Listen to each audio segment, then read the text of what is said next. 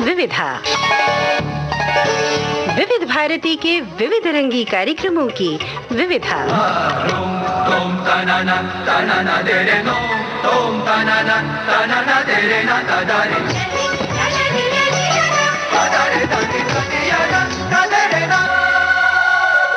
विविधा सुनने वाले सभी साथियों को यूनुस खान और ममता सिंह का नमस्कार।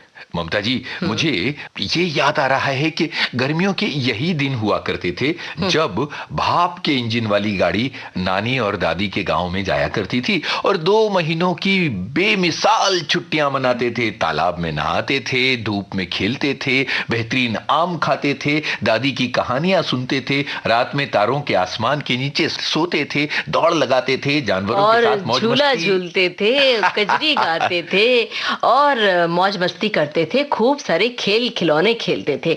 तो वो जो नायाब यादें हैं बहुत ही प्रिय हैं और बहुत ही अच्छी हैं। लेकिन रेल यात्रा के सफर का जो अनुभव है वो बड़ा रोमांचक है। जब छुक छुक गाड़ी चलती थी भाप इंजन वाली और चलते हुए रास्ते में जो गोल गोल चक्करदार खेत दिखाई देते थे, सारे दृश्य गोल गोल होते थे, तो खिड़की से झांकते हुए बस हम लोग यही सोचते थे कि ये गोल गोल क्यों चल रहा है, ट्रेन तो सीधी जा रही है, आखिर ये सीधे क्यों नहीं चल रहे हैं। सबसे ज्यादा मजा तो तब आता था जब खिड़की से बिल्कुल आंखें सटा के और ये देखते थे कि इंजन दिख रहा है कि नहीं दिख रहा है। और वो जो खंभे लगे होते थे, तार लगा होता था, तार पर अगर कोई पक्षी बैठा हो, खास तौर से नीलकंठ, तो हम लोग दौड़ के एक दूसरे से कहते थे भाई बहनों से कि वो देखो नीलकंठ, वो देखो हमें देख रहा है, और अगला कहता था नहीं हमें देख रहा है। और स्टेशनों के नाम सूखी सेवनिया, काला पीपल। और स्टेशनों के पहले जो ट्रेन रुकते रुकते बिल्कुल धीमी गति से चलती थी तो बुक स्टॉल दिखाई पड़ते थे और जो तरह तरह के स्टॉल होते थे उन पर पढ़ने की कोशिश कि ये किस चीज की दुकान है, उस पर क्या लिखा है। कई बार कुछ जुमले लिखे होते थे, वो जुमले पढ़ने की होड़ लगती थी। आपने तो ऐसी रग छेड़ दी है कि बस ऐसा लग रहा है कि बचपन के संसार में वो रेल यात्रा में ही हम पहुंच जाए वापस। बिल्कुल। असल में मैंने रेलवे का जिक्र इसलिए किया क्योंकि इस हफ्ते एक बड़ा ही महत्वपूर्ण दिन आ रहा है और वो दिन है 16 अप्रैल का दिन। सामान्य ज्ञान की किताबों में ये सवाल होता है, भारत में पहली रेलगाड़ी कब चली थी और कहां से कहां के बीच में चली थी? तो चलिए हम आपको जवाब दिए देते हैं। देश में पहली बार 22 दिसंबर 1851 को रेल पटरी पर दौड़ी थी। पहली यात्री रेल 16 अप्रैल 1853 को मुंबई से ठाणे के बीच चली और 1890 में भारतीय रेलवे अधिनियम पारित किया गया। ममता जी, 16 अप्रैल का दिन था जब बोरी बंदर से थाना के बीच में ट्रेन चली थी और लकड़ी से उसके डिब्बे बने हुए थे। और सबसे दिलचस्प बात यह है कि ये जो रेल यात्रा थी इसके लिए बड़ा भव्य आयोजन किया गया था। ये अंग्रेजों का जमाना था और सबसे महत्वपूर्ण बात यह है कि इस रेल के आने के बाद भारत का समाज, भारत की राजनीति और भारत की संस्कृति सब बदल गई।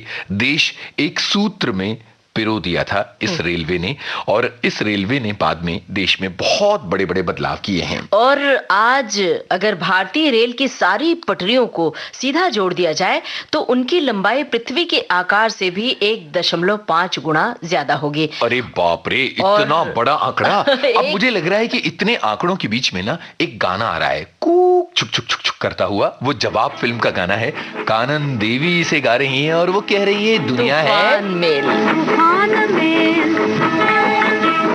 दुनिया, ये दुनिया तूफान में, इसके पहिए जोर से चलते और अपना रास्ता तय करते, इसके पहिए जोर से चलते और अपना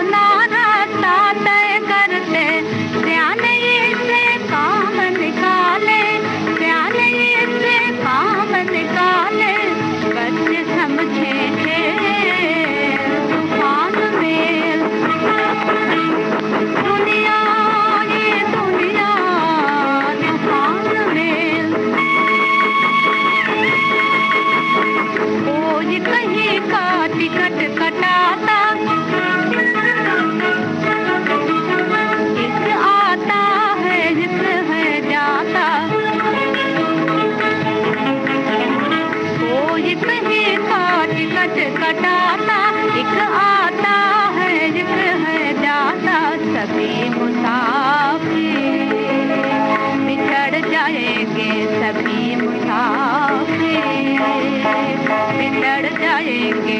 पल भर का है मेल, पल भर का है मेल, तूफान मेल। दुनिया ये दुनिया तूफान मेल, जो जितने पूछे हैं रखते उसी मुताबिक सफर को करते, जो जितने पूछे हैं रखते उसी मुताबिक सफर को करते। जीवन का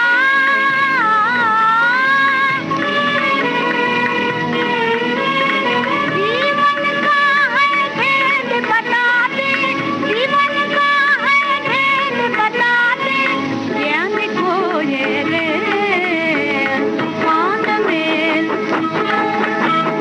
दुनिया ये दुनिया तूफान मेल। ममता जी, कानन देवी की आवाज में जवाब फिल्म का ये गाना हमने सुना जो कहता है कि ये दुनिया है तूफान मेल। वैसे आपको पता है कि देश की सबसे तेज रफ्तार में चलने वाली जो ट्रेन है संभवतः वो है 140 किलोमीटर की रफ्तार से चलने वाली शताब्दी एक्सप्रेस। और आपको ये भी बता दें, देश की सबसे धीमी रफ्तार वाली ट्रेन 10 किलोमीटर प्रति घंटा की रफ्तार से चलती है। पहाड़ों से होकर गुजरने वाली ये ट्रेन है मेट्टुपलायम ओटी नीलगिरी पैसेंजर। क्या इसकी बात है। गति इतनी धीमी है कि लोग चलती ट्रेन से आसानी से उतर और चढ़ सकते हैं। और आपको ये भी पता होगा कि एक चलती है टॉय ट्रेन और वो धीमी धीमी चलती है पहाड़ों को काटते हुए। वो ऐसे लगता है कि अब बस अगली पहाड़ी इसी ट्रेन के अंदर आ जाएगी और हम इन पहाड़ों को छू लेंगे, बादलों को छू लेंगे। वो एहसास आपने बड़ा नीलगिरी अनोखा। की ट्रेन का जिक्र किया ममता जी, इसके अलावा दार्जिलिंग की एक माउंटेन ट्रेन है और इसके अलावा माउंटेन ट्रेन जो है वो कालका से शिमला के बीच में चलती है और नेरल से माथेरान के बीच में चलती है। और इनमें से ज्यादातर जो रेलवेज हैं उनको वर्ल्ड हेरिटेज का दर्जा प्राप्त है। ये पुराने जमाने की यादें अपने आप में समेटे हैं।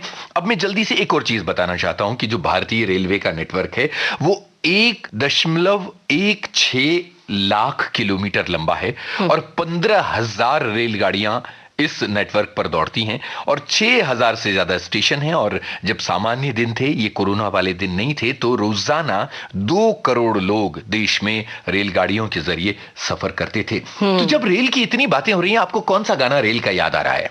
कश्तो मजा है, ये वाला गाना याद आ रहा है परिणीता फिल्म का। एक झलक इस गाने की सुन ली जाए। कस्तो मजा है रे लैवा, रमाइलो उखाली ओराली। कस्तो मजा है रे लैवा, रमाइलो उखाली ओराली। ये हवाएं गुनगुनाए, पूछे तू है कहाँ, तू है फूलों में कलियों में या मेरे ख्वाबों की गलियों में। तू है फूलों में कलियों में या मेरे ख्वाबों की गलियों में। ये हवाएं गुनगुनाए, पूछे तू है कहाँ, तू है फूलों में कलियों में या मेरे ख्वाबों की गलियों में।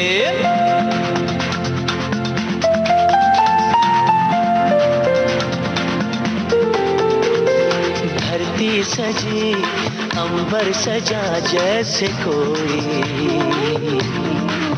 सपना, इसमें हो घर तो हम सफर तेरा मेरा अपना।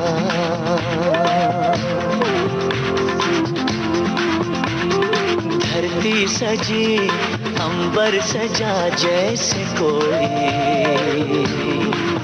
सपना, इसमें हो घर हो हम सफर तेरा मेरा अपना।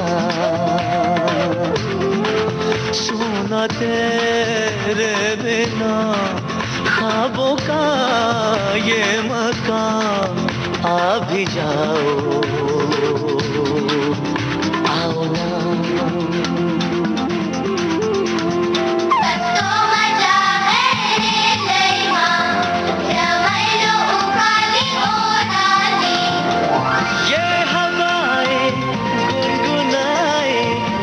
पूछे तू है कहाँ, तू है फूलों में कलियों में या मेरे ख्वाबों की गलियों में।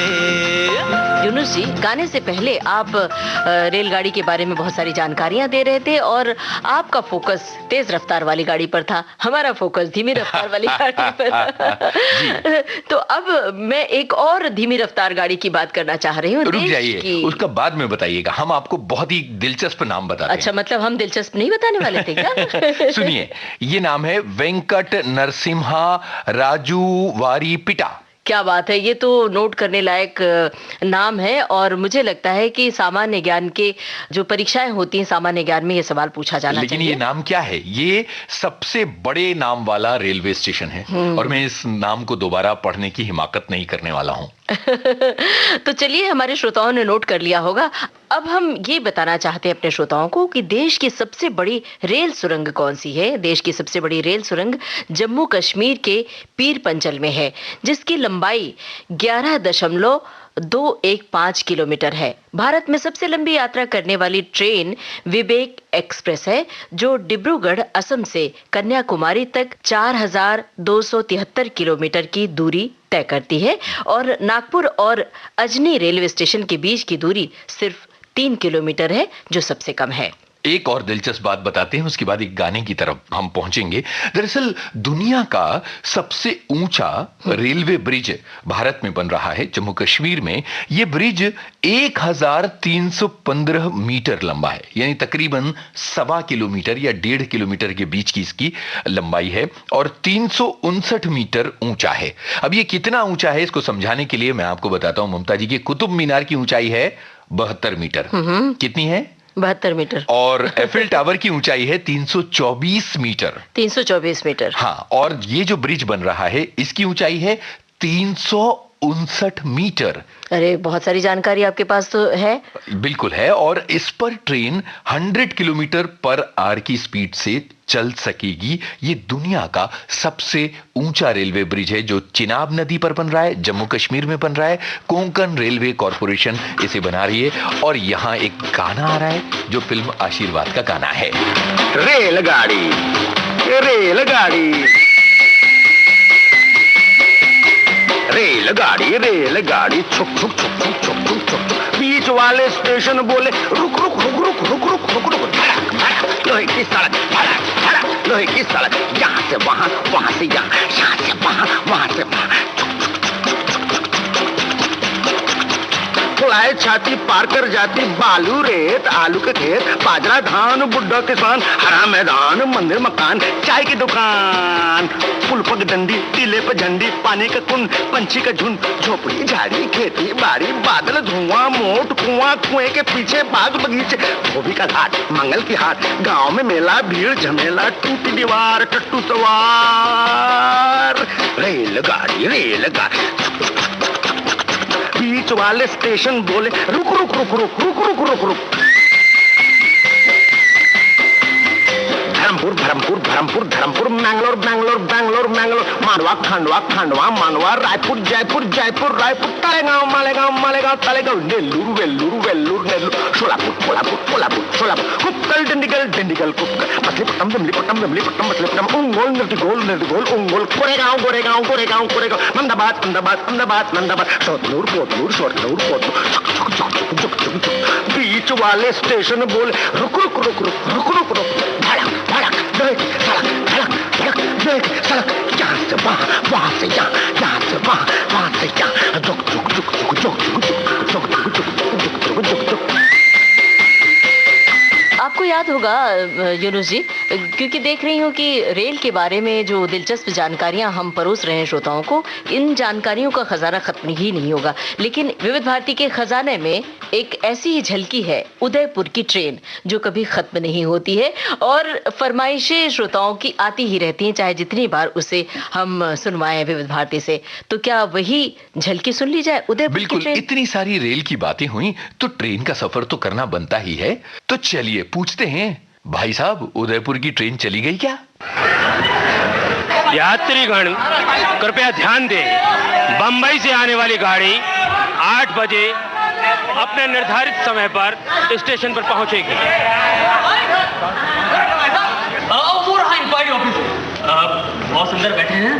भगवान, मेरी ड्यूटी का पहला दिन है। Good morning sir. क्या क्या कहा तुमने? Good morning sir. Good morning sir. Yes sir. घड़ी है तुम्हारे पास? घड़ी? हाँ घड़ी है ना। क्यों? अरे घड़ी का ताल्लुक है घड़ी? हाँ घड़ी है ना। क्या टाइम हुआ? 12:30। 12:30? हाँ। फिर गुड मॉर्निंग क्यों? हाँ? गुड आफ्टरनून क्यों नहीं? Yes sir. Good afternoon sir. Thank you, जाओ। सर सर अब क्या है? सर मैं आया हूँ। आप आए हैं, ये तो मैं देख रहा हूँ। आपकी फोटो उतरवाऊँ? नहीं सर, वो बात ये सर। हाँ ये सर, ये लीजिए। ये लीजिए सर, ये लीजिए। ये क्या है? ये सर मेरी ज्वाइनिंग रिपोर्ट। तुम्हारी ज्वाइनिंग रिपोर्ट? ये जन्म पत्री? अरे जन्म पत्री नहीं सर, मेरी ज्वाइनिंग रिपोर्ट। सर मेरी ड्यूटी लगी है सर। अच्छा, नए आए हो? Yes sir. आज पहली दफा? हाँ सर। और पहली दफा ही लेट? 2 घंटा से भी ज्यादा? वो सब वो रास्ते में सर, रास्ते में। रास्ता नाश्ता कुछ नहीं, तुम लेट हो, मान लो कि तुम लेट हो। हाँ सर, वो तो मैं मानता हूँ सर, मैं लेट हूँ, लेकिन सर वो बात ये कि जब मानते हो कि लेट हो तो फिर ये लेकिन क्यों लगा रहे हो? वो सर बात ये सर, वो मैं ये कह रहा था। अच्छा, छोड़ो। वहाँ उस कुर्सी पर बैठना है तुम्हें। इस पे? देख ठीक है सर। हाँ बैठ गया सर। हाँ, अब ये पूछताछ का दफ्तर है। यस सर, पूछताछ का जानते हो? दफ्तर। हाँ। किसी भी यात्री को उसकी मांगी गई पूरी जानकारी मिलनी चाहिए। Yes sir. समझ गए? समझ गया सर। और हर यात्री से बड़े प्यार से, धीरे से और मुस्कुरा कर बोलना है। जी सर। तो फिर शुरू हो जाओ। हाँ सर। क्या शुरू हो बोलूं? जाओ। हाँ तो सर कोई पूछेगा तो बोलूंगा ना। अरे तो मैं पूछ रहा हूँ ना। हाँ पूछो। आपकी पूछताछ की खिड़की कब खुलती है? अरे मुझे क्या पता कब खुलती है, मैं तो आज ही आया हूँ। खा गए ना कच्चा जी? हाँ, टेम्पर लूज कर दिया तो? अभी समझाया था, बड़े मुस्कुरा कर प्यार से बोलना है। खड़े हो जाओ सीधे। अच्छा सर, मुस्कुरा कर। हमको मुझे पता नहीं साहब कब खुलती है, मैं तो आज ही आया हूँ। ये दांत क्यों दिखा रहे हैं आप? अरे हंसने के साथ जरूरी है क्या कि दांत दिखाओ? अच्छा सर। मुंह बंद करो। हाँ, मुझे मैं पता नहीं सर, मैं तो आज ही आया हूँ। अब क्या हुआ? पेट में ऐंठन हो रही है या किसी ने गला दबा दिया? अजी मैं बोल लूंगा साहब, आप ठीक है मैं देख लूंगा। कोई बात, पसीना पोंछो। अबे मेरा नहीं, अपना पसीना पोंछो और उस कुर्सी पर जाकर बैठ जाओ। ठीक है साहब। खिड़की खोल लो और अपना काम शुरू करो। हाँ, यस कोई सर। दिक्कत हो तो मेरे पास, मेरे कैबिन में आ जाना। आ जाऊंगा सर, बिल्कुल आ जाऊंगा, आपके कमरे में आ जाऊंगा सीधा ही। मैंने कोई लतीफा कहा है? नहीं तो फिर हंसे क्यों? वो तो मैं यूं ही हंस रहा था सर, वो अभी कहा था ना हंस के। अब खड़े खड़े मुंह क्या देख रहे हो मेरा? खिड़की खोलिए और अपना काम शुरू कीजिए। ठीक है दिक्कत हो सर। तो मेरे पास आ जाना। हाँ सर आ जाऊंगा। क्या आदमी है, पता नहीं सुबह सुबह किसका मुंह देखा था। राम राम राम राम राम राम राम राम राम। राधे राधे राधे राधे। कृष्णा कृष्णा। मैं पूछ रहा था क्या इंक्वायरी ऑफिस यही है? हाँ हाँ यही है। क्यों? मतलब पूछताछ यही होती है? अरे यही होती है। भाई साहब, इस शहर में अच्छे से अच्छे कपड़े कहाँ मिलते हैं? कपड़े? हाँ कपड़े, पैंट शर्ट कुर्ता पजामा धोती वगैरह कहाँ मिलते हैं? मुझे क्या पता भैया कहाँ मिलते हैं। पता नहीं, कमाल है। क्या कमाल है? भाई साहब आप बता सकते हैं इस शहर में अच्छे से अच्छे जूते कहाँ मिलते हैं? जूते? हाँ जूते, काले भूरे लाल नीले, पैर में पहनते हैं जूते। अरे मुझे मालूम है पैर होते हैं, लेकिन भैया जूतों से मुझे क्या मतलब? कोई मतलब नहीं है। अच्छा भाई साहब एक बात बताइए आप, मुझे अपनी पत्नी के लिए हार खरीदना है, कहाँ से खरीदूं? अबे तू तेरी पत्नी के लिए कहीं से भी हार खरीद यार, चोरी कर डाका डाल, मेरे से कहाँ पूछ रहा है? अब इतने बड़े बड़े अक्षरों में लिखा है पूछताछ, तुमसे नहीं पूछूंगा तो किससे पूछूंगा? अबे तो इस पूछताछ का मतलब है रेल में पूछताछ, यहाँ रेलों के बारे में पूछा जाता है। ओ, रेलों के बारे में पूछा जाता है। हाँ। भाई साहब ये रेल के डिब्बे कहाँ बनते हैं? मेरे घर पे बनते हैं। घर पे बनते हैं डिब्बे? हाँ। तो भाई साहब ऐसा करना, एक रेल का इंजन घर भेज देना, मुन्ना खेल लेगा। अबे डब्बे कहाँ बनते हैं, रेल का इंजन कहाँ बनता है, इस बात से मुझे क्या लेना देना? तो भाई साहब गुस्सा काहे को होते हो? रेलों के बारे में ही तो पूछ रहा हूँ ना। अबे तो रेलों के बारे में पूछने का मतलब है रेलों के आने जाने के बारे में पूछना। ओ, रेलों के आने जाने के बारे में पूछना। भाई साहब, ये रेल आती क्यों है? तो यात्रियों को लेने आती है बाबा जी। तो गुस्सा क्यों होते हो? हैं? फिर जाती क्यों है? उन्हें लेकर जाती है, पर तुझे कहाँ जाना है? मुझे तो कहीं नहीं जाना, मैं तो यूं ही टाइम पास करने आया था। टाइम पास करने आया था? भाई साहब, इंजन भेज देना। टाइम पास करने आया था? भाई साहब जी, क्या बात है भाई साहब, क्यों आप रहे हो आप? अरे 5 नंबर के पेड़ से पकड़ आ रहा हूँ भाई साहब जी। अरे ऐसी क्या आफत आ गई यार? मैं जाना चाह रहा था भाई साहब जी, ये भोपाल ये जो उदयपुर जाने वाली ट्रेन है भाई साहब जी, कितने बजे जाती है? उदयपुर जाने वाली भाई साहब जी, उदयपुर जाना है जी भाई साहब जी। अरे देख के बता रहा हूँ भाई, ये ठावत तो भाई साहब जल्दी बताओ जी। उदयपुर जाने वाली ट्रेन आ जाइए भाई साहब, बता रहा हूँ भैया। अरे भैया वो तो 11 बजे जाती है, वो तो गई। हाँ गई। अरे उदयपुर जाने वाली ट्रेन। अरे हाँ भाई, उदयपुर जाने वाली ट्रेन। ओ, जो 5 नंबर के प्लेटफॉर्म से जाती है भाई साहब जी वो। अरे हाँ भाई, 5 नंबर के प्लेटफॉर्म से जाती है, गई वो ट्रेन। आप समझ नहीं रहे, 7 डाउन है वो, पूछ रहे हो? मुझे मालूम है 7 डाउन है, 7 डाउन है, 5 नंबर के प्लेटफॉर्म से जाती है, उदयपुर जाती है, 11 बजे जाती है ट्रेन। गई क्या? हाँ गई। अच्छा भाई साहब। क्या अच्छा भाई साहब? अजी भाई साहब जी, क्या है? अजी कहीं शंटिंग करने तो नहीं गई है? अब शंटिंग करने वो 9 बजे जाती है भाई, और अभी 12:30 बज चुके हैं, ट्रेन गई। अरे तो नियम थोड़ी, कभी लेट भी तो जाती होगी ना। अरे आज नहीं हुई लेट, मतलब चली गई। चली गई, ठीक है भाई साहब। क्या ठीक है? ओ भाई साहब जी, अरे अब क्या है भाई? अजी कहीं ऐसा तो नहीं वो दूसरे प्लेटफॉर्म में खड़ी हो, आपको पता ही नहीं हो? हम तो पागल हैं, हम तो यूं ही ड्यूटी पे आ गए। अबे यार, ये रजिस्टर क्यों रखा है यार? काहे के लिए रखा होता है? इसमें देख के बताया ना मैंने, गई ट्रेन। गई क्या? हाँ गई। ठीक है भाई साहब, पता नहीं कैसा आदमी। भाई साहब जी, अरे अब क्या है यार? आप मजाक तो नहीं कर रहे ना? तू जीजा जी लगता है मेरा, तो भाई है मेरा, दोस्त है, तो क्यों मजाक करूंगा? देर दे उदयपुर जाने वाली ट्रेन गई तो गई। खाओ मेरी कसम। तेरी कसम भाई, तेरे पिताजी की कसम, अरे तेरे पूरे खानदान की कसम दादा, उदयपुर जाने वाली ट्रेन गई। वास्तव में गई क्या भाई साहब? वास्तव में गई यार, सच्ची में गई। सच्ची? सच्ची गई, रियली में गई। अरे उदयपुर जाने वाली ट्रेन गई बाबा। ठीक है भाई साहब। अरे भगवान, क्या करूं? अजी भाई साहब जी, अरे मेरे बाप, अब उदयपुर जाने वाली ट्रेन गई। नहीं वो तो आपने बता दिया गई, तो मैं पूछ रहा था पूरी गई क्या? आधी खड़ी है बाहर। आधी खड़ी है ना? खुली। अबे आधी ट्रेन कैसे जाएगी? ट्रेन तो पूरी जाती है। पूरी जाती है? हाँ। फिर तो इंजन भी गया होगा। क्या आदमी, अबे इंजन के बिना ट्रेन चलेगी कैसे यार? इंजन ही तो ले जाता है ट्रेन को। गार्ड का डिब्बा भी गया क्या भाई साहब? अबे गार्ड के डिब्बे, डाक के डिब्बे, सारे डिब्बे गए भैया, तो चलते रहेगा जब। पहिए भी गए क्या भाई साहब? अबे कौन से जन्म का बदला ले रहा है यार? अरे पहियों के बिना ट्रेन चलेगी कैसे? भाई साहब मेरा उदयपुर जाना जरूरी है, मैं छत पे बैठ के चल जाऊंगा। अरे तो जब ट्रेन ही नहीं है तो छत कहाँ से आई? क्यों, छत भी जाती है ट्रेन के साथ? नहीं भाई साहब, वो छत तो क्या है, ट्रेन के पीछे पीछे चलती है। मैं भी ये सोच, ट्रेन में ही तो लगी होती है छत। अच्छा भाई साहब, आप कह रहे तो मान लेता हूँ। मान लेता हूँ। कान होगी लगा दी, पहले दिन तो पौड़े पौड़े लोग मिल रहे। ओ भाई साहब जी, अरे अब क्या है यार? कोई दूसरा इंतजाम नहीं हो सकता क्या? एक इंतजाम तो हो सकता है भाई साहब। क्या भाई साहब? ऐसा करो, आप मेरी पीठ पर बैठ जाओ, मैं ले चलता हूँ उदयपुर। ऐसे तो देर हो जाएगी। चला कर रहे क्या? कोई इंतजाम नहीं हो सकता, समझे? चलो ऐसे। अजी भाई साहब, मैंने टिकट लिया था, ट्रेन कैसे चली गई? अरे ट्रेन का टाइम हो गया भैया, और तुम लेट हो गए इसलिए चली गई। नहीं मैंने टिकट लिया था भाई साहब। मतलब टिकट लिया था, तू भगवान हो गया क्या कोई? देर से कहा उदयपुर जाने वाली ट्रेन गई, अब चलो ऐसे। अजी भाई साहब, आप ऐसा कीजिए, ट्रेन को वापस बुला लिए, मैं लटक कर चला जाऊंगा। ट्रेन वापस नहीं आ सकती, समझे? अरे कैसे नहीं आ सकती? ये तो आप रेल वालों की धांधली है। रेलवे, हाय हाय रेलवे। ये क्या कर रहे हो यार? देखो आप मेरे को उदयपुर भेजो, नहीं तो मैं ऐसे नारे लगाऊंगा। तो मैं उदयपुर कैसे भेजूं?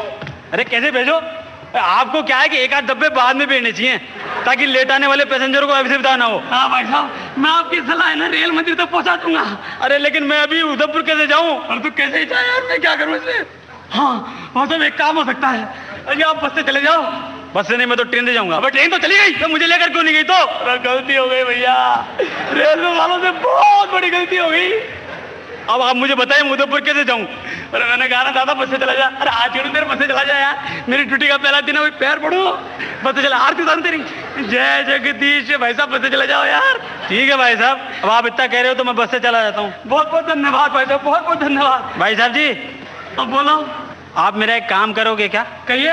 वो बस स्टैंड थोड़ा दूर है यहाँ से। छोड़िए हम आपको। नहीं नहीं, आप फोन करके एक टिकट बुक करा दो मेरा। फोन करूँ? हाँ भाई साहब। हाँ 1 मिनट रुको भाई साहब। वो नंबर क्या है वहाँ का? 2 बस स्टैंड 26 21 22। मैं ये बता रहा था। 26 21 22। हाँ भाई साहब जरा सा। अरे डाले रे। हेलो, हाँ बस स्टैंड से। हाँ साहब, ये मैं पूछ रहा था साहब, ये उदयपुर जाने वाली कोई बस है क्या? हैं? नहीं भाई साहब, मैं कर नहीं रहा हूँ, मैं तो सीधा ही हूँ। नहीं वो प्रॉब्लम है कुछ भाई साहब आज। हाँ मैं पूछ रहा था भाई साहब, उदयपुर जाने वाली कोई बस की क्या है कि वो टिकट विकट मिल सकती है क्या? उदयपुर जाने वाली बस गई हट। ठीक है भाई साहब। भाई वो उदयपुर जाने वाली बस तो गई। ऐसे पूछो वास्तव में गई क्या? भाई साहब वास्तव में गई क्या? जी वास्तव में गई। ऐसे पूछो पूरी गई क्या? मतलब पूरी? अबे तेरी तो इधर आ तू। पूरी गई क्या? अरे भाई जाना नहीं जी तेरी पगड़ी। बाबू मैं कोई पगड़ी बेचने थोड़ी आया हूँ। तो क्या कहना है फिर? मैं तो मैसेज देने आया हूँ। मैसेज देना? हाँ। क्या मैसेज देना भाई? वो जो सामने खंबे के सारे खड़ा है सारा लेके। कहाँ पे? वो सामने खंबे के देखो ना यार। वो हाँ। क्या कह रहा है वो? उसने पूछवाया कि उदयपुर जाने वाली ट्रेन गई क्या?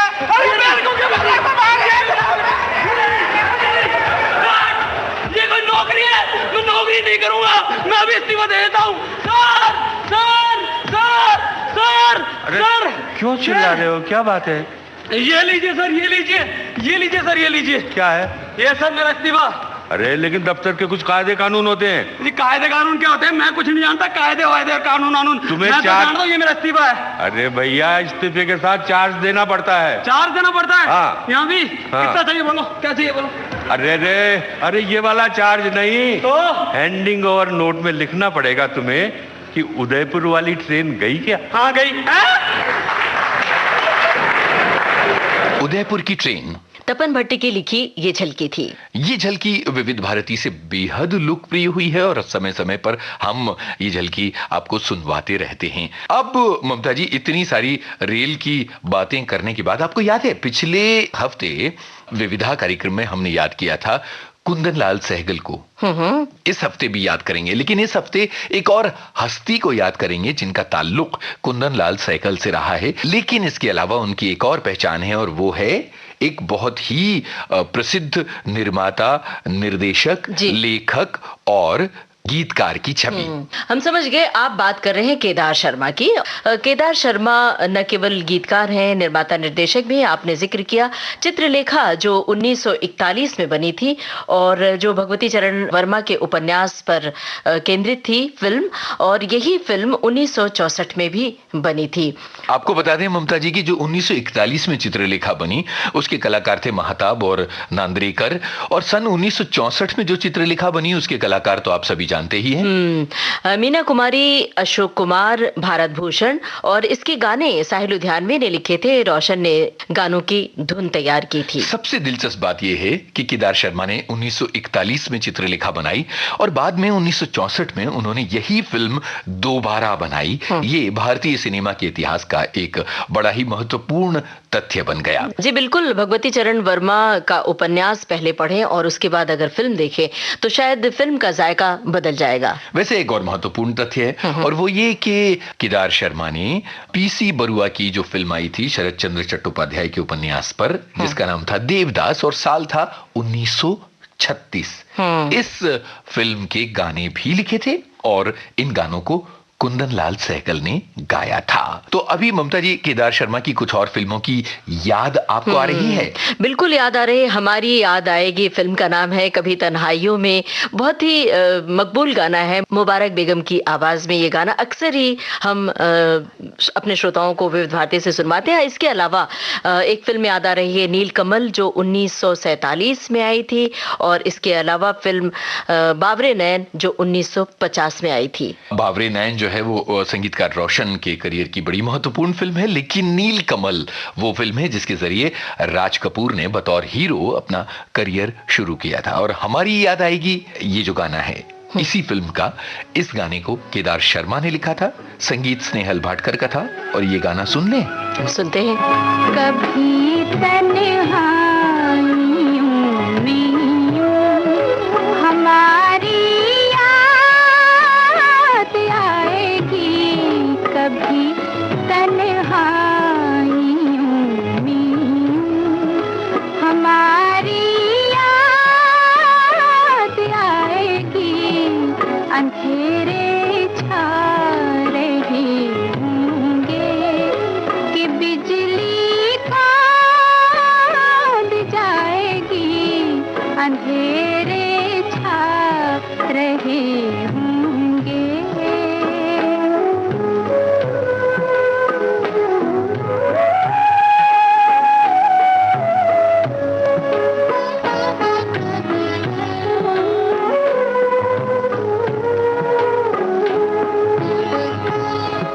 ये बिजली रात कर जाएगी तेरे प्यार की दुनिया,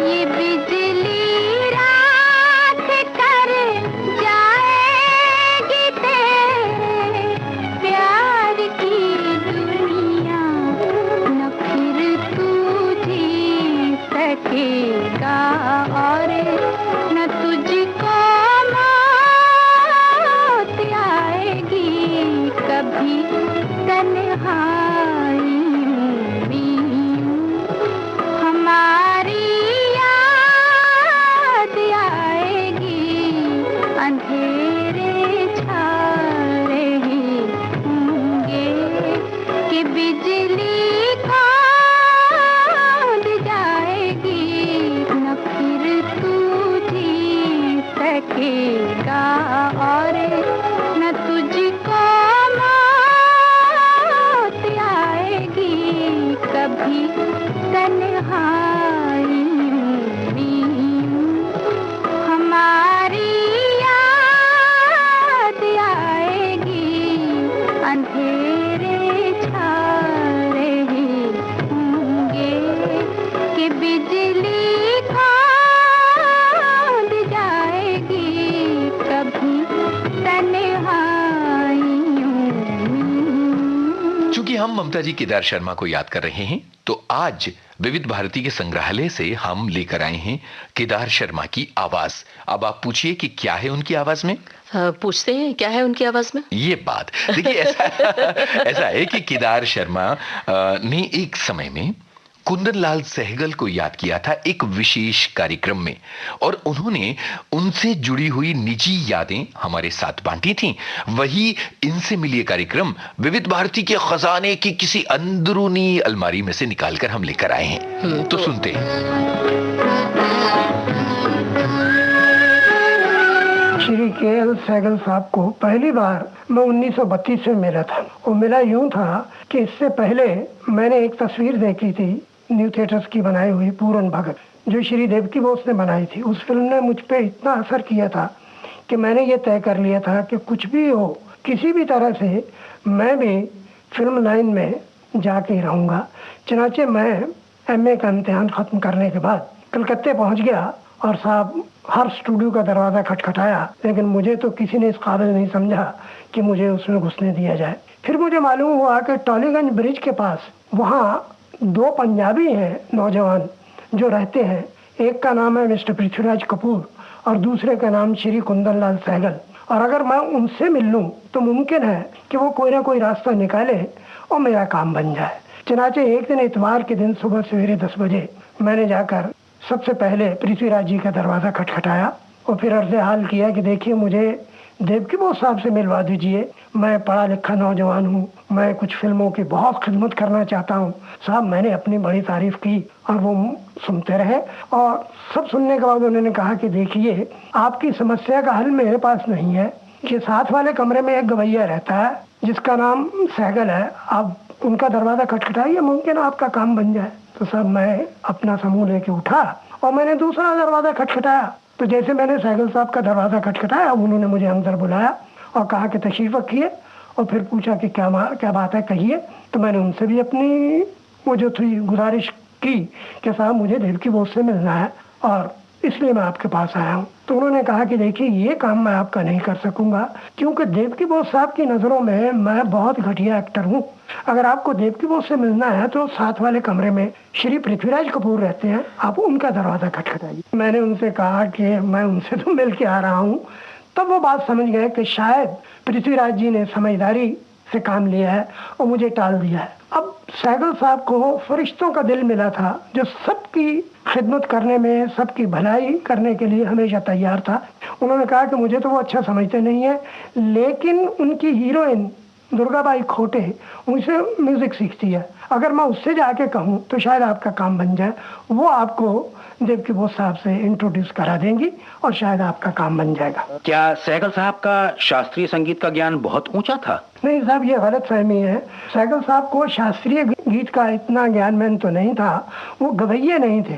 दरअसल क्या है कि उनको बहुत लगन थी इस फन से, वो पुजारी थे गाने के। शायद आप कहना चाह रहे हैं कि बजाय गले के वे दिल से गाते थे। जी हाँ, और यही वजह है कि मैंने उनको देखा है कि कई बार वो सुरों में यूं खो जाते थे कि गाते गाते उनकी आंखों में नमी आ जाती थी, और यही वजह है कि सुनने वाले उनकी दर्द भरी आवाज़ सुन के वो भी रो दिया करते थे। मैं आपको इस बारे में एक वाक़या बतलाता हूँ कि एक दफ़ा सहगल साहब जबकि वो बहुत बड़े स्टार भी बन चुके थे, ये मुंबई बुलाए गए थे तानसेन में काम करने के लिए। तो एक मर्तबा जुहू के एक होटल में, जुहू बीच पे किसी दोस्त के यहाँ वो एक दावत में गए हुए थे, दावत में शरीक थे कि अचानक उनके कानों में एक आवाज़ आई। कोई दूर से गालिब की गज़ल गा रहा था, नुक्ता ची है गमे दिल उसको सुनाए न बने, क्या बने बात जहाँ बात बनाए न बने। तो सहगल साहब बेचैन हो गए और उन्होंने खाना पीना छोड़ के वो उस आवाज़ को फॉलो करना शुरू कर दिया कि वो किधर से आ रही है। चनाचे उस समंदर के किनारे किनारे चलते रहे और देखा कि एक फ़कीर बैठा हुआ वो गज़ल गा रहा है। वो जाकर उसके कदमों में बैठ गए और जब उसने लास्ट उसका मक्ता भी पढ़ा कि इश्क पर जोर नहीं है ये वो आतिश गालिब जो लगाए न लगे और बुझाए न बने। जब वो ये मक्ता ख़त्म कर चुके तो सहगल साहब ने बेख्तियार कहा वाह वाह वाह वाह सुभान अल्लाह। तो फ़कीर ने चौंक के कहा बाबा किस बात की दाद दे रहे हो, गज़ल की? तो उन्होंने कहा नहीं साहब मैं तो आपके गाने की दाद दे रहा हूँ। तो फ़कीर ने कहा बेटे गा कौन रहा था? मैं तो फरियाद कर रहा था, वो जो नीली छतरी वाला है ना उससे फरियाद कर रहा था, ये गाना नहीं ये फरियाद है। और चूंकि ये फ़कीर फरमा रहे हैं कि चूंकि वो जो नीली छतरी वाला है ना वो अनपढ़ है, वो कोई ज़बान नहीं जानता, वो ना वो संस्कृत जानता है, ना वो अरबी आती है उसे, ना वो फारसी समझता है, ना वो पाली जानता है, वो तो 7 सुरों की ज़बान समझता है। इसीलिए मैं अपने दर्द को सुरों में समोकर उस तक रसाई कर रहा था। ये सुनते ही सहगल की आंखों में आंसू आ गए और कदम पकड़ के कहा कि बाबा मेरे लिए भी दुआ करो कि 7 सुरों के ज़रिए वहाँ तक तो मेरी रसाई नहीं हो सकती, परवरदिगार तो नहीं लेकिन परवरदिगार के जो बंदे हैं कम से कम मैं उनकी मंजूरी तो ले लूँ कि मैं कुछ गाता हूँ।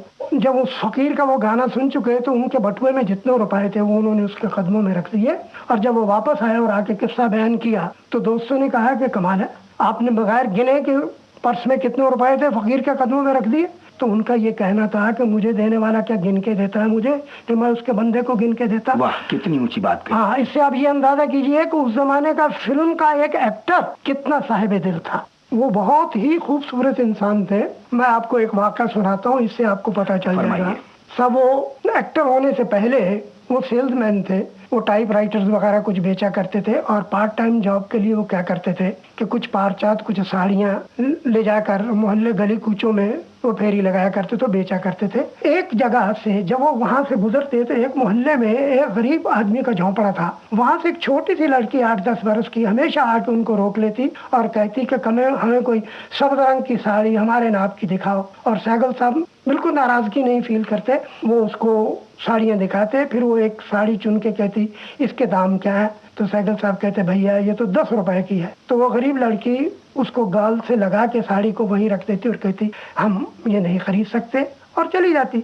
ऐसा कई बार हुआ। सहगल साहब बड़े साहिब दिल थे, उनके दिल पे इस बात की चोट लगती थी कि ये बच्ची ले नहीं सकती और इसको अच्छी लगती साड़ियाँ। तो एक दिन क्या हुआ कि वो खुद आए और उस दिन इत्तेफाक से वो लड़की झोंपड़े से बाहर नहीं आई, तो ये खुद गए उसके झोंपड़े में और अंदर जाके देखा वो लड़की उदास बैठी थी। तो उस दिन बंगाली में ये कहा कि माँ ये मैं तेरे लिए नजराना लाया हूँ, अगर तुम इसे कबूल कर लोगी तो मैं समझूंगा कि तुमने मुझे भी अपना दादू अपना बड़ा भाई समझा है। तो उसने सहगल साहब ने वो 15 रुपए की साड़ी उसको दे दी और बाद में आकर जो उनके वो मालिक थे सेठ साहब जो जिनका माल वो बेचा करते थे, उनसे कहा साहब इसके पैसे मेरी कमीशन से निकाल लीजिए और देखिए आइंदा मैं ये काम नहीं करूंगा, मेरे दिल पे चोट लगती है, मैं ये काम नहीं कर सकता। और उन्होंने वो पार्ट टाइम जॉब भी छोड़ दिया। आप इससे अंदाजा कर लीजिए कि वो कितने साहिब दिल थे। यूनुस जी एक बहुत बड़े कवि हैं जो हास्य कवि के रूप में जाने जाते हैं और मंच पर उनके बिना कवि सम्मेलन अधूरा सा लगता है। हर कवि सम्मेलन में काका हाथरसी की उपस्थिति ज़रूरी होती है और उन्हें सुनने के लिए बहुत देर तक इंतज़ार भी किया जाता है। बचपन में उनके कवि सम्मेलन उन्हें स्टेज पर हमने रूबरू देखा था, उन्हें सुना था और वो यादें हैं। तो उनकी कोई कविता अगर याद हो तो सुना दीजिए, आपके पास तो बहुत सारी जानकारियाँ हैं, खजाना है। देखिए सबसे पहले तो ये कि काका हाथरसी जो है उनका असली नाम था प्रभु दयाल गर्ग जी। और दूसरी बात ये कि काका हाथरसी की कई ऐसी रचनाएं हैं जिनमें हास्य व्यंग्य का पुट है, वो आपको हंसाते हैं तो कहीं चिकोटी भी काटते हैं।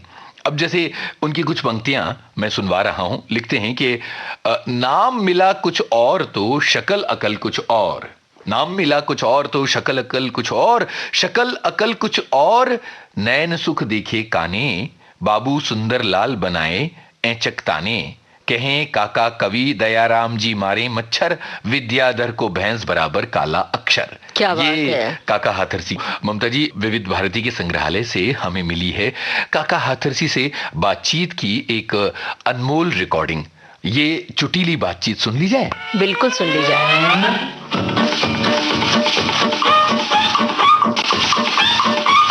काका जी नमस्कार। नमस्कार आपको भी। बड़ी प्रसन्नता हुई कि आप आए। आपने बुला इसलिए आई। अच्छा ये बताइए काकी का क्या हाल है?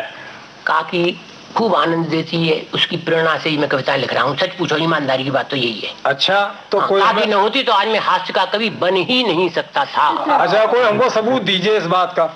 सबूत ये दे रहा हूँ आपको एक कविता में। सुनाइए। एक बार मैं जब पहाड़ पर गया तो काकी ने कहा हमको क्यों नहीं ले जाते। अच्छा ले जाएंगे तुमको भी, जरा एक आध दफा देख तो हमें। ठीक। तो काकी यूं कहने लगी कर घूंघट की आड़, हमारे ब्रिज में घूंघट है। ठीक। काकी यूं कहने लगी कर घूंघट की आड़, हमको दिखलाए नहीं तुमने कभी पहाड़। तुमने कभी पढ़ा हाय तकदीर हमारी, इससे तो अच्छा मैं नर होती तुम नारी। हाय तकदीर हमारी, इससे तो अच्छा मैं नर होती तुम नारी। कहे काका कविराय जोश तब हमको आया, भारत का नक्शा ला करके उन्हें दिखाया। मानचित्र फैला दिया मैंने मेज पे। देखो इसमें ध्यान से हल हो गया सवाल, यह शिमला, यह मसूरी, यह नैनीताल। यह नैनीताल कहो घर बैठे बैठे, दिखला दिए पहाड़ बहादुर है हम कैसे। कहो घर बैठे बैठे, दिखला दिए पहाड़ बहादुर है हम कैसे। कहे काका कवि चाय पियो और बिस्कुट कुतरो, पहाड़ के आए उतरो, चढ़ो चढ़ो फिर उतरो। चाय पियो और बिस्कुट कुतरो, पहाड़ के आए उतरो, चढ़ो चढ़ो फिर उतरो। यह सुनकर वे हो गई लड़ने को तैयार। जब कभी लड़ने को तैयार होती है ना, आग दिखा दी तो मैं बीच में एक शेर सुना देता हूँ। अच्छा हमको सुनाइए। बुझ चुका है तुम्हारे हुस्न का हुक्का, वो तो हम है कि गुड़गुड़ाए जाते हैं। ठीक हो जाए। 65 वर्ष की है, मैं 72 का हूँ। बुझ चुका है तुम्हारे हुस्न का हुक्का, वो तो हम है कि गुड़गुड़ाए जाते हैं। तो उसको ही शुरू कर रहा हूँ। यह सुनकर वे हो गई लड़ने को तैयार, मेरे बटुए में पड़े तुमसे मर्द हजार। तुमसे मर्द हजार मुझे समझा है बच्ची, बहका लोगे कविता गढ़कर झूठी सच्ची। कह काका भयभीत हुए उनसे ऐसे, अपराधी हो कोतवाल के सन्मुख जैसे। तो आगा पीछा देख कर करके सोच विचार, हमने उनके सामने डाल दिए हथियार। आज्ञा सिर पर धारी, चले मसूरी रात देहरादून गुजारी। कह काका कविराय रात भर पड़ी नहीं कल, चूस गए सब खून देहरादूनी खटमल। आफत आ गई हमारी, काका वेटिंग रूम में फंसे देहरादून। नींद न आई रात भर, मच्छर चूसे खून, देह घायल कर डाली। हमें उड़ा ले जाने की योजना बना ली। मच्छरों ने कहा ले चलो काका को। हमें उड़ा ले जाने की योजना बना ली, किंतु बच गए कैसे यह बतलाएं तुमको। नीचे खटमल जी ने पकड़ रखा था हमको। खटमल नहीं होते तो ले। सुबह मसूरी के लिए बस में हुए सवार, तो खाई खंदक देखकर चढ़ने लगा बुखार। ले रही वे उकाई, नींबू चूरन चटनी कुछ भी काम ना आई। कह काका वे बोली दिल मेरा बेकल है। हमने कहा कि पथ से लड़ने का ये फल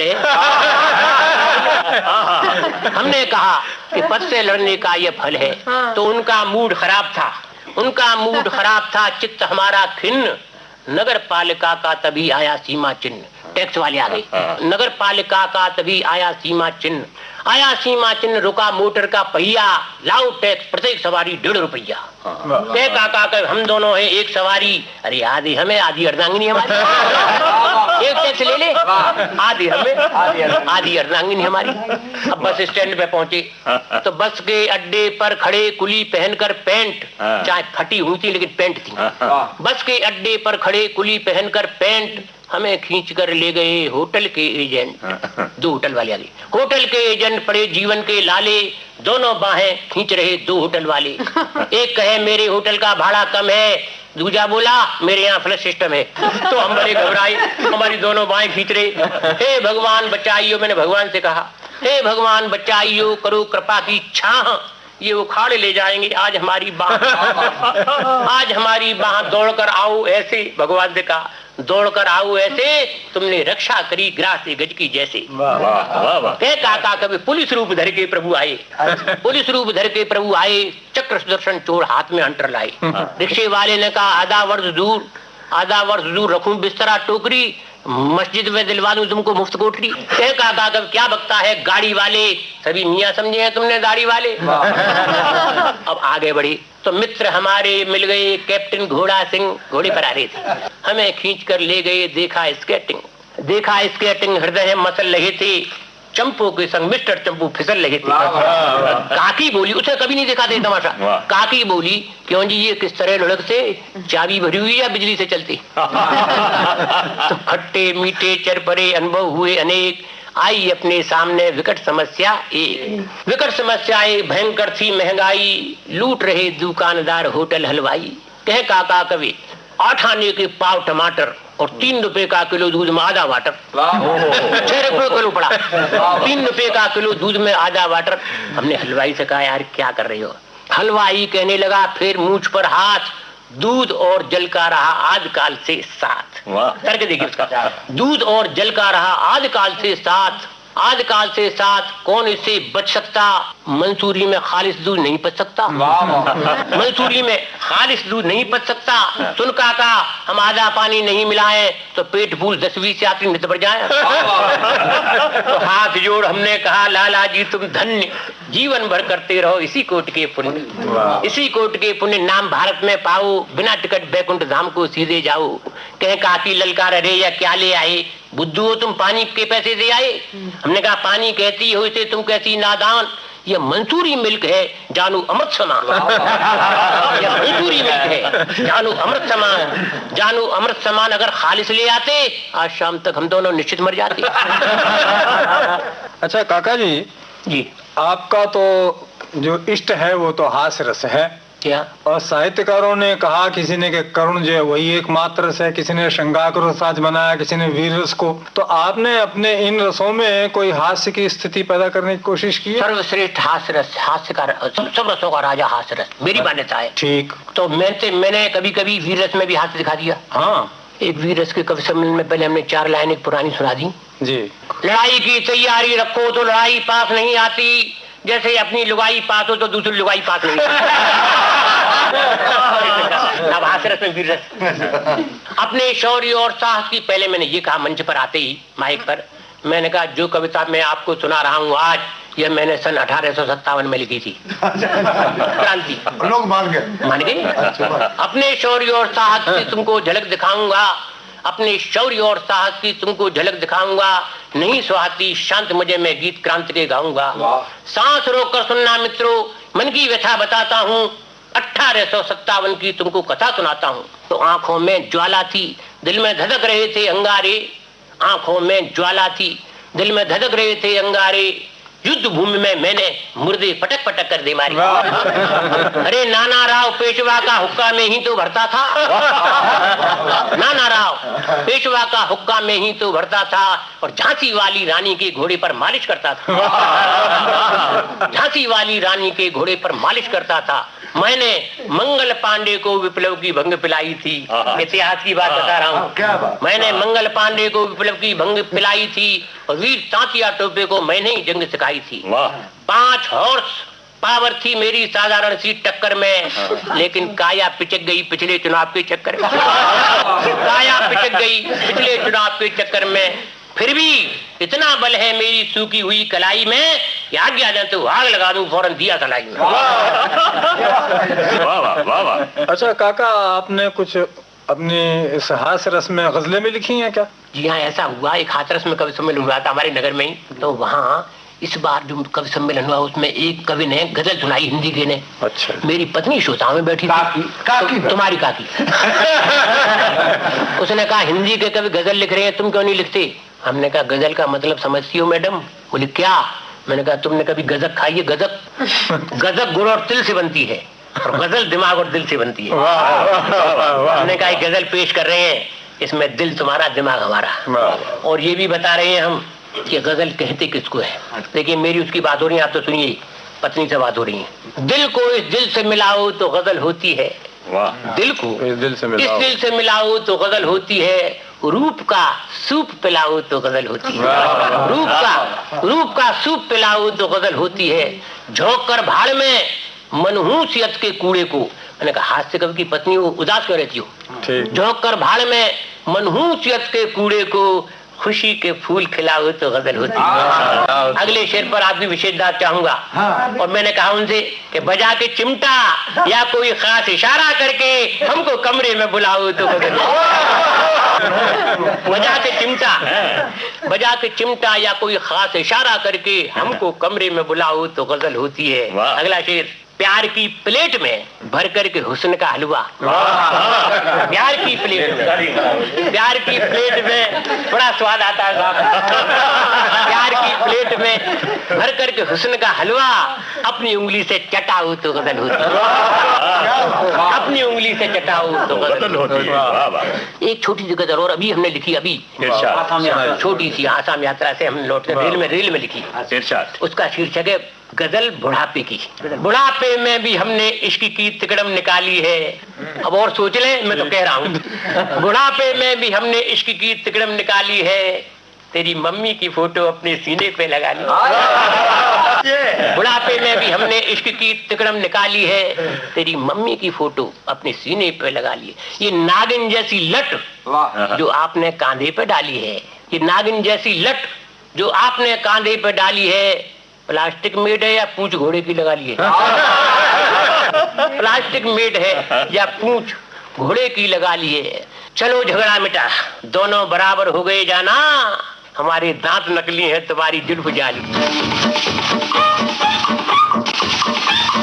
ममता जी, हमने अलग अलग तारीखों का जिक्र किया, जैसे कि हमने बताया कि 16 अप्रैल को मनाया जाता है रेल दिवस। भारत में पहली रेल उस दिन चली थी। और केदार शर्मा का जिक्र इसलिए किया क्योंकि 12 अप्रैल को उनका जन्मदिन होता है। अब 17 अप्रैल को एक ऐसा दिन होता है जो बहुत ज्यादा मायने रखता है, और मुझे लगता है ममता जी आपको इस दिन के बारे में मालूम है।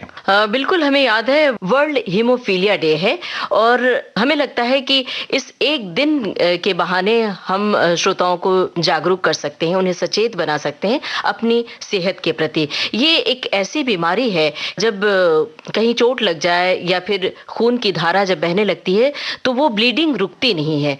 तो ये बच्चों में ज्यादा पाई जाती है। तो अगर इस तरह की बीमारी बच्चों में पाई जाती है तो बहुत जल्दी सतर्क हो जाना चाहिए, डॉक्टर के संपर्क में आना चाहिए। कई बार ऐसा होता है कि खास तौर से गाँव की ओर हम देखते हैं कि जब बच्चों को खून बहने लगता है, खास तौर से नाक से, जिसे नक्सीर फूटना कहते हैं, तो लोग घरेलू इलाज करते हैं।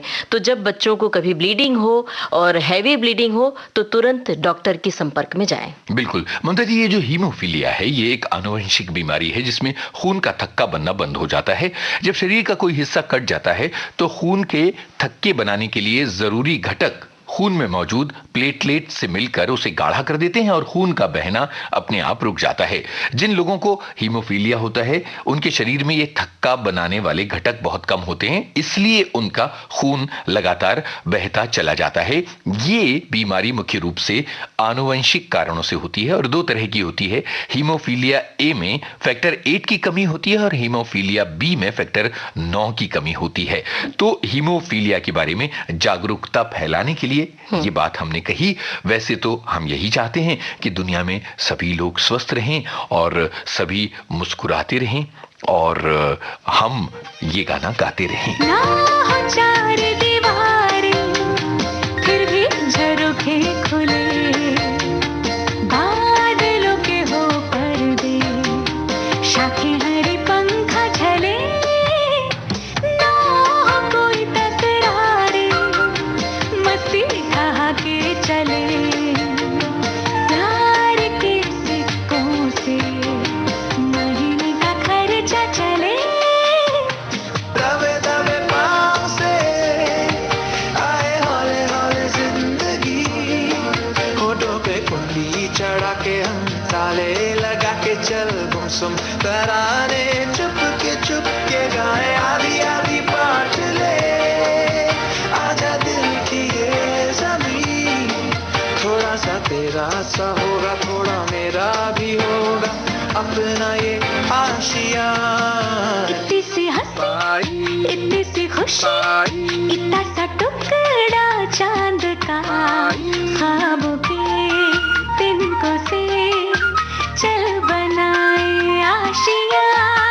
इतनी सी हंसी इतनी सी खुशी, इतना सा टुकड़ा चांद का, ख्वाबों के तिनकों से चल बनाए आशिया। तो ममता जी ये था आज का विविधा कार्यक्रम, और अब चलिए संग्रहालय में खोजबीन नहीं करनी है। अगले हफ्ते के लिए कुछ तो ढूंढना होगा, अनमोल रिकॉर्डिंग्स और कुछ अनमोल नाटक, कहानियां, कविताएं, ये सब तो ढूंढना होगा ना। बिल्कुल, फिर एक बार बचपन के संसार में चले जाते हैं, क्योंकि जब संग्रहालय की बात आती है तो किताबें बहुत खोजी जाती थी और संग्रहालय से किताबें खोज कर पढ़ने का मजा ही अलग होता था। तो इसी तरह विविध भारती के संग्रहालय में अनमोल रिकॉर्डिंग्स का खजाना है।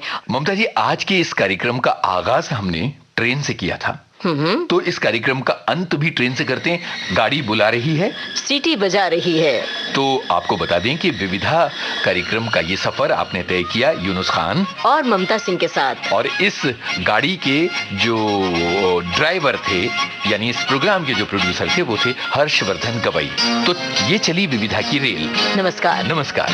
गाड़ी को दे ऐसी है नींद, अच्छा बुरा न देखे, गाड़ी को दे ऐसी है नींद, अच्छा बुरा न देखे, सब है सवार दुश्मन के यार, सबको चलिए लेके, जीना सिखा रही है, मरना सिखा रही है, गाड़ी बुला